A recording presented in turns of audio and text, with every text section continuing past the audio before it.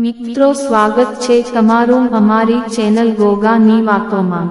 મિત્રો ઘરમાં ગંગાજળ રાખો છો તો ન કરતા આવી ભૂલ પાપના બનશો ભાગીદાર। હિન્દુ ધર્મમાં ગંગાજળને પવિત્ર માનવામાં આવે છે, તેથી ઘણા લોકો ગંગાજળને પોતાના ઘરમાં પણ રાખે છે। પરંતુ ઘરમાં ગંગાજળ રાખવાના કેટલાક નિયમો છે, તેથી ઘરમાં ગંગાજળ રાખતા લોકોએ આ નિયમો જાણી લેવા જોઈએ। સનાતન ધર્મમાં ગંગા નદીને માતાનો દરજ્જો આપવામાં આવ્યો છે, તેથી ભક્તો તેમના ઘરને શુદ્ધ રાખવા માટે ગંગાજળ રાખે છે। ગંગાનું પાણી મોક્ષ પ્રદાન કરવા માટે કહેવાય છે અને તેનો ઉપયોગ પૂજા, શુદ્ધિકરણ, અભિષેક અને ઘણા ધાર્મિક કાર્યો અને ધાર્મિક વિધિઓમાં થાય છે।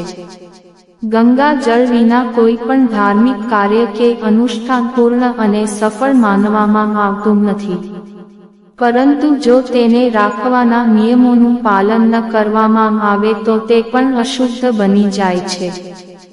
જે દિવસે તમે માંસ અથવા આલ્કોહોલનું સેવન કર્યું હોય તે દિવસે ભૂલી ગયા પછી પણ ગંગા જળને સ્પર્શશો નહીં। આ ઉપરાંત તમે જે રૂમમાં ગંગાજળનું સેવન કરી રહ્યા છો તે રૂમમાં ન રાખો।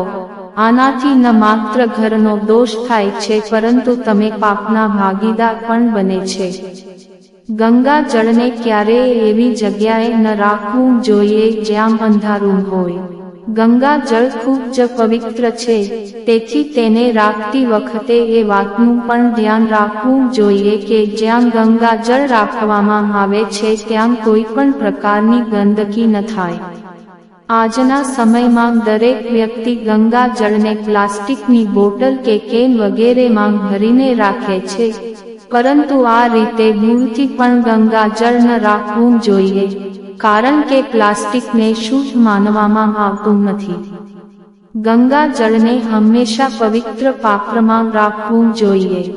ગંગા જળને સંગ્રહિત કરવા માટે તાંબા, પિત્તળ, માટી અથવા ચાંદીના વાસણો શ્રેષ્ઠ માનવામાં આવે છે। ગંગા જળ રાખવાનું સૌથી પવિત્ર સ્થળ ગૃહ મંદિર માનવામાં આવે છે અને મંદિરના ઉત્તર પૂર્વ ખૂણામાં ગંગા જળ રાખો। આ દિશા ધાર્મિક કાર્યો માટે શ્રેષ્ઠ માનવામાં આવે છે। આમ કરવાથી બધી નકારાત્મક ઉર્જા ઘરની બહાર નીકળી જશે અને સકારાત્મક ઉર્જાનો પ્રવેશ થશે। મંદિરની સાથે સાથે દરરોજ ગંગા જળની પૂજા કરો। મિત્રો કોમેન્ટમાં જય ગોગા મહારાજ લખો। આશા રાખીએ છીએ કે તમને આ માહિતી પસંદ આવી હશે। ગોગાની વાતો ચેનલને સબસ્ક્રાઇબ કરવાનું ભૂલશો નહીં। તમે વિડિયો પૂરેપૂરો જોવા બદલ તમારો ખૂબ ખૂબ આભાર।